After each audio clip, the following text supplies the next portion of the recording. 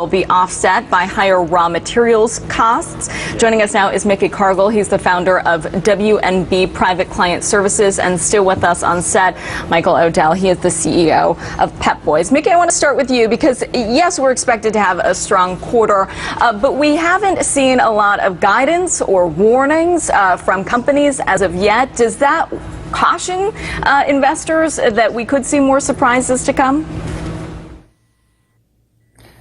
I don't actually see any caution from that. I think that's actually just really more just the effect of the regulation FD, where they really can't come out and talk to analysts the way that they used to.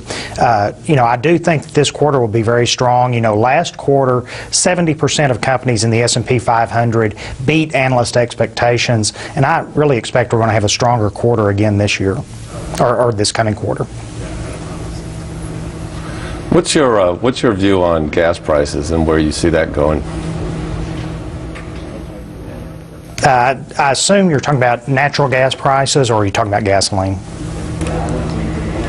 Gasoline, really for the consumer. That's I see that as something that really eats into the discretionary spending and people's ability to to spend on other things that they may want.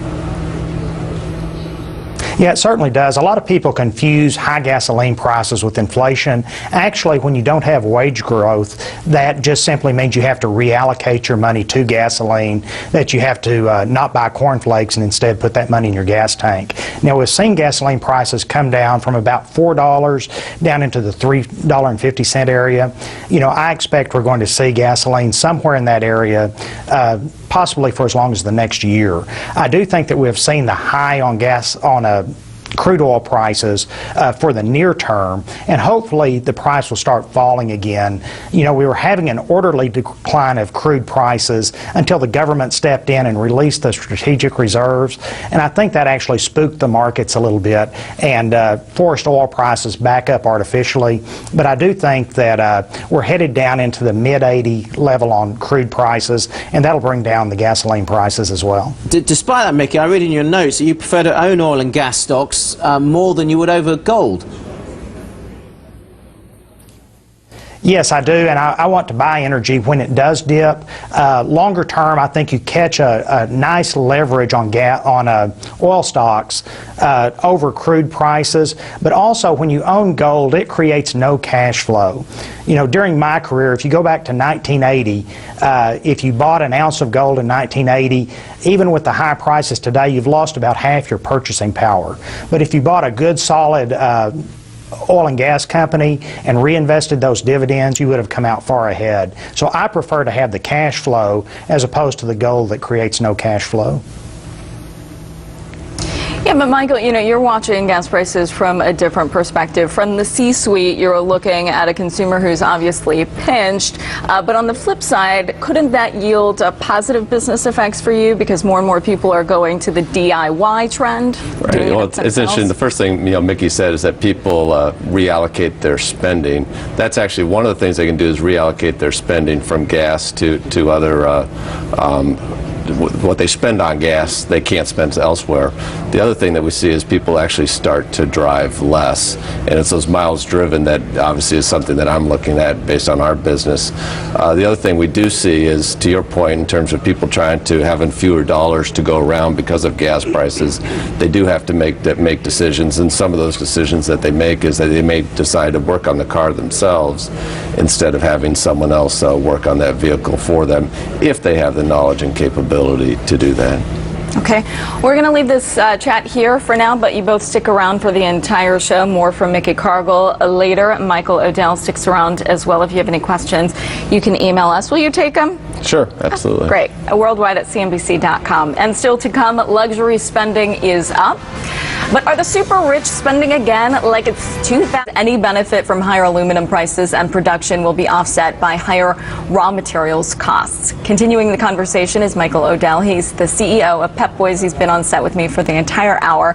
Mickey Cargile, the founder of WNB Private Client Services, is still with us as well. As promised, some viewer questions in. Mickey, I want to kick things off with you.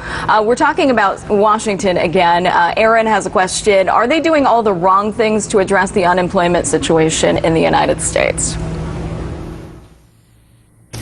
Well, I don't really think that we need to turn to government to fix unemployment. Probably the best thing is for them to get out of business and allow the natural cycle of capitalism to generate jobs. Now, there are some things that are hurting jobs, and one is just the nature of capitalism itself is that corporations are so efficient, they're replacing workers with capital and technology and becoming more productive in doing so. So, a really good idea would be to step up and use the trust-busting rules that we already have, and maybe don't let corporations get so large. Well, I mean, he's talking to you basically. Are you taking advantage of the idea that it's easy to hoard money these days and potentially, what Mickey was mentioning, replace workers with capital? Yeah, our business is different. We are a people-intensive business, so I need technicians to work on the vehicles. We use technology to be able to diagnose vehicles, but our industry, I would say, is a little different. As I said before, our biggest investments is in new stores. We've opened about 120 this year, and each one with it brings a minimum of 6 additional jobs, typically more around 8.